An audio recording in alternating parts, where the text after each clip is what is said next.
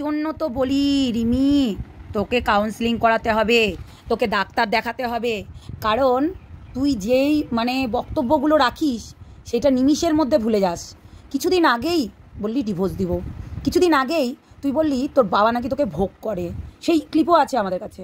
তোর বাবা নাকি তোকে ভোগ করার জন্য তুই স্বামীর কাছে চলে গেছিস, তার জন্য তোকে অনেক কিছু বলছে। তোর কথার কি দাম নেই? তাহলে তুই আবার নাকি হিরোইন হবি। আরে হিরোইন হবি কি করে? যেই জায়গায় দাঁড়িয়ে হিরোইন হবি, তো সেখানে তো মেন্টালটা তোর মানসিক চিন্তাধারা তো অন্যরকম হতে হবে, বুঝতে পারলি? তাহলে তুই একটা কথা ভাব, এখনই বলছিস আমি হিরোইন হব, এখনই বলছিস আমি স্কুটি নিয়ে কেরিয়ার করব, এখনই বলছিস আমার বাবা আমাকে ভোগ করতে চেয়েছে, এখনই বলছিস যে তোকে ডিভোর্স দিব রিতম, তোকে ডিভোর্স দিব। ভাই তুই অনেক কিছু করে ফেলেছিস, আর ভাই তুই এইসব করতে পারবি না, আর তুই আমাকে ভুলাতে পারবি না, আর তুই আমাকে বেশি করতে পারবি না, এইগুলো তুই বারবার করে বলছিস। আমি এটাই বুঝতে পারি না তুই কোন ঘাটের জল খেতে চাইছিস। হ্যাঁ, তোর 7টা ঘাটের মধ্যে কোন ঘাটের তুই জল খেতে চাইছিস? তুই কি করতে চাইছিস? তোর মা তুই পাগলের থেকেও পাগল, বুঝলি? পাগলাগারদের পাগলগুলো ট্রিটমেন্ট করালে ভালো হয়ে যায় এবং তারা না অন্যরকম পরিবর্তনটা ওদের ভেতরে চলে আসে, যে আমার এইখানে থাকতে আর ভালো লাগছে না। অনেক পাগল বলে যে আমার না এখানে থাকতে ভালো লাগছে না, কিন্তু তোর মতো পাগল আমি বিশ্ব ঘুরে আসলেও দেখতে পাবো না। এত জঘন্য তোরা পাগল, শিয়ানা পাগল, বুঝলি? তোরা হচ্ছিস শিয়ানা পাগল। আজকে একটা চিন্তা কর, এই যে মানুষ ওদের পেছনে এত খাটছে, বিশেষ করে সঙ্গীতা ম্যাডাম এত খাটছে, তারপরেও তোর মা বলছে সে নাকি টাকা নিয়েছে। আচ্ছা, কেস কামারি এই দিক ওই দিক যেটা করে বেরিয়েছে, একটা উকিলের কাছে যেতে লাগলে তোর বাপ জানে যে কত টাকা খরচ হয়, বুঝলি? তোর বাপ কিন্তু ভালো মতো জানে যে কত টাকা খরচ হয়। একটা কেস লড়তে গেলে, একটা কেস করতে গেলে কত টাকা খরচ হয় উকিল ধরলে, সেটা তোর বাপ ভালো করেই জানে। তো বলি কি, যে এইগুলো তোরা করলেই তো পারতি। তাহলে কেন সেই দিনকে সঙ্গীতা ম্যাডামকে সেই চিৎকার করে করে বলছিলি বাঁচাও সঙ্গীতা ম্যাডাম, আমাকে বাঁচাও? কেন বলছিলি? কি কারণে? শোন, তোদের মেন কথা হচ্ছে একে ওকে না ডেকে বারবার করে ওই রিতমের বাড়িতে গিয়ে ঝামেলা ঝরগা না করে ভালো ডাক্তার দেখানো। তুই একটা পাগল, বুঝেছিস? তুই একটা পাগল, তোর মাও পাগল। শোন, যেই বাড়ির মা ছেলে ঢুকিয়ে ঘরে খিল মেরে দেয়, সেই বাড়ির মা কখনোই চায় না তার মেয়ে সংসার করুক। আজকে যেই বাড়ির বাবা দাঁড়িয়ে থেকে ছেলে ঢুকছে, মদ নিয়ে ঢুকছে, হ্যাঁ, একটা ছেলে ঢুকছে, তার ঠিকানা কিচ্ছু জানে না, কিন্তু সে কোথায় থাকে না থাকে, কোন জায়গায় থাকে না, কি করে না করে, তার বাবা মা কী করে, তার ব্যাকগ্রাউন্ড কোনো কিছু জানে না, অথচ তোদের বাড়িতে ঢুকে যাচ্ছে, মদ আনছে, মদ খাচ্ছে। হ্যাঁ, কি করে হয়? আমি তার ঠিকানা জানি না, পরিচয় জানি না, তাকে দেখলাম না, ঢুকিয়ে নিল। তাহলে তোর বাবা তোর মা দুটোই সমান। তাহলে তুই এই যে পাগলামিগুলো করিস, সেটাও কিন্তু তোর বাবা মার জন্যই করিস। তার তোর সংসারটা ওখানেই তোর স্টপ হয়ে যাচ্ছে। বারবার করে যাচ্ছিস, বারবার করে আসছিস, বারবার করে তুই ভাবছিস যে আমি করব, আমি সংসার করব, বারবার যাচ্ছিস, সংসার করার জন্য যাচ্ছিস, কিন্তু আদৌ সংসারটা তোর হচ্ছে না। কেন হচ্ছে না একটু বুঝতে পারছিস? কেন হচ্ছে না? ওই তোর মার কারণেই হচ্ছে না। কেননা তোর মা যেই জায়গায় একদম স্ট্যান্ডে দাঁড়িয়ে আজকেই মেয়েকে নিয়ে আসতে যাবে, আজকেই মেয়ের সঙ্গে কথা বলবে, আর সেই তোর বাবা ফরন কাটা মানুষ, তোর দেখ বেশ চলছিল, সংসারটা বেশ চলছিল। ওই ভিডিওটা তুই করলি, যেই ভিডিওটা সূত্রপাতে তোকে তাড়িয়ে দেওয়া হলো, কোনটা বলতো? ওই যে আমার বাবা ভোগ করতে চাইছিল, আমার বাবা ভোগ করতে চাইছিল। হ্যাঁ রে, তুই ভোগ করতে চাইছিলি বলে আমি আমার স্বামীর কাছে চলে এসেছি। একই ভিডিও 2 বছর আগে যেটা করেছিস 2022 সালে, আবার তুই 2024 সালে এসেও তাই একই ভিডিও, বুঝেছিস? একই ভিডিও আবারও তুই সেম জিনিস করলি। সেম জিনিস করার পর তোকে পাঠা তাড়িয়ে দিল, তোর ওপরে মানসিক নির্যাতন করতে লাগলো, তোর উপরে টর্চার করতে লাগলো। সেই সিচুয়েশনে দাঁড়িয়ে সঙ্গীতা ম্যাডাম যা তোদের সঙ্গে লড়াই দিয়ে গেছে, কোনো মানুষ এগিয়ে এসেছিল তোদের পাশে? তোদের পাশে কোনো মানুষ এগিয়ে এসেছিল কি? এই আমরা ছিলাম আর সঙ্গীতা ম্যাডামই ছিল। আজকে তুই নেশা করিস, এটা ভালো? এই নেশার জিনিসটা ভালো না? সংসার করবি? তুই এখন বলছিস আমি দেবনাথ, পাল থেকে দেবনাথ হতে চাইছি। আগে নিজের মেন্টালি ঠিক কর।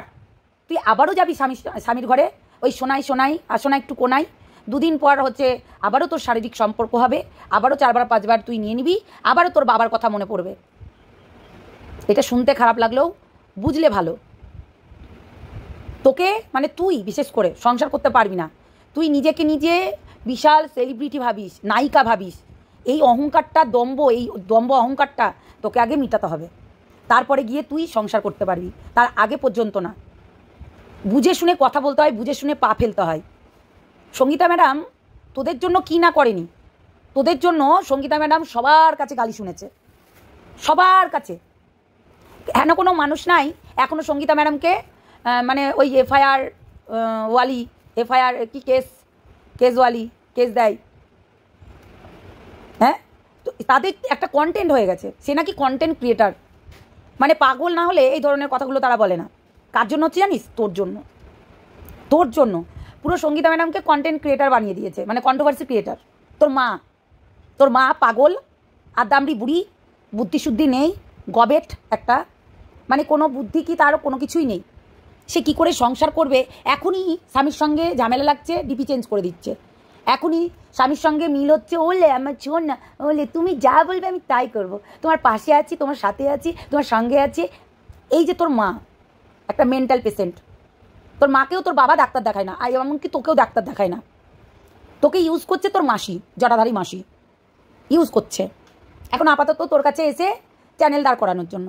এই জটাধারী মাসি কিছুদিন আগেও তোর হচ্ছে এগেনস্টে ছিল, এবং সেই গ্রুপে অনেক কিছু বলে বেরিয়েছে তোর মার নামে, তোর নামে। সেটা আমরা 1 বছর আগে জানি, আমরা এখনও সেই ভয়েসগুলো এবং সবই আছে, নাই তা না, বুঝলি? তো এরা কি বলতো, এরা স্বার্থপর। আমরা কোনো স্বার্থ নিয়ে কোনো কাজ করি না। সঙ্গীতা ম্যাডামও না কোনো স্বার্থ নিয়ে কোনো কাজ করে না, কিন্তু তোর জটাধারী মাসি স্বার্থ নিয়েই কাজ করে।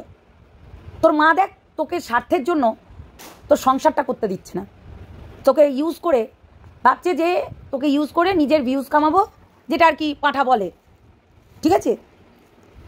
যেটা পাঁঠা বলে যে আমার বউকে বেঁচে সবাই খেয়ে নিল, যা আমার বউকে বেঁচে সবাই খেয়ে নিল, যা। এই যে এটা বলে, কেন বলে বলতো?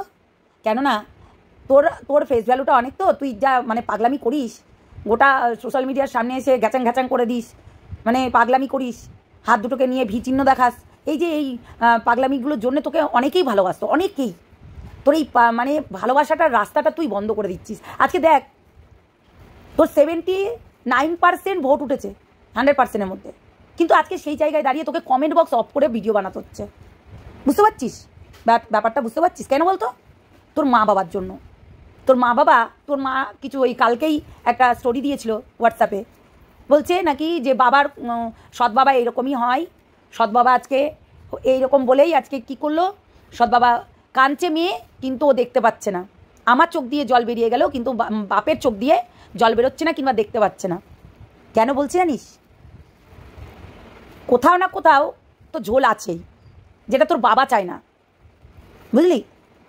আমার কাছে কথা হচ্ছে, তুই যদি সংসারই করবি তাহলে এত কেস কামারি এইসব না করে সংসারেই বেশ ফিরে যেতি। এই তো গেলি জামাই ষষ্ঠীতে কি লাগিয়ে দিলি, ভাই তোর সঙ্গে আমি আর থাকবো না, তোকে আমি ডিভোর্স দেবো, ভাই আমার ক্যামেরা আমার সামনে নিয়ে আসছিস, ভাই রেকর্ডিং করছিস। এই সঙ্গীতা ম্যাডাম, মানে ম্যাডাম তো বলি না, এই তোর মা বলেছে এবং তুই বলেছিস, তাদের সঙ্গীতা দিদিভাইয়ের নামে তুই জাতামাতা বলেছিস ম্যাডামের নামে। সঙ্গীতা ম্যাডাম খারাপ, তাই সঙ্গীতা ম্যাডাম খারাপ, আমরা খারাপ, সবাই খারাপ তোদের কাছে। দেখ পরশুদিনের একটা লাইভ, যেখানে দাঁড়িয়ে তোদের বাড়ির যতগুলো মানুষ গেছে সবাই খারাপ, সবাই, এতগুলো মানুষ সবাই খারাপ, শুধু তোরাই ভালো।